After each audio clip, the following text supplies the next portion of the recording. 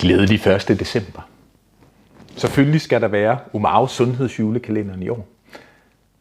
Her 1. december, der kunne jeg faktisk godt tænke mig at give dig en kærlig udfordring.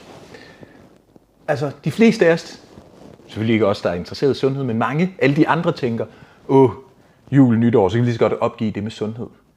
Jeg synes, vi skal tage en anden tilgang. Det betyder ikke, at du ikke må spise marcipan og drikke noget gløgg osv. Men hvad med at se, hvor mange sundhedsvalg du kan nå at træffe her i december?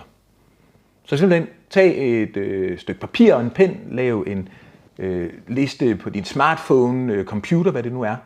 Og så prøv at se hver eneste dag, i dag den 1., den 2., den 3., den 4., den 5., den 6. osv.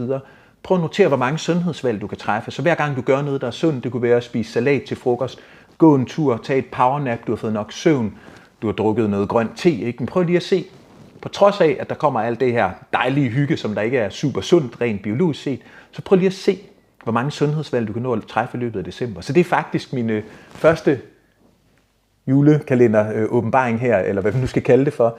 Det er ikke et bestemt noget viden, det kommer der masser af i morgen og i overmorgen og så videre frem til den 24. Men det er, prøv lige at se, hvor mange sundhedsvalg du kan træffe.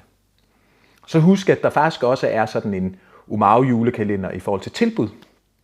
Og den kan du læse mere nedenom, og så tilmelde dig den. Ikke? Så hvis du også gerne vil se, hvad dagens tilbud er, noget med bøger, konsultationer, til gavekort til dem, min forløb, min sundhedsrådgiveruddannelse, det er forskelligt fra dag til dag, hvad der er. Ikke? Men så tilmeld dig også julekalenderen med tilbud, og så få et godt tilbud hver eneste dag.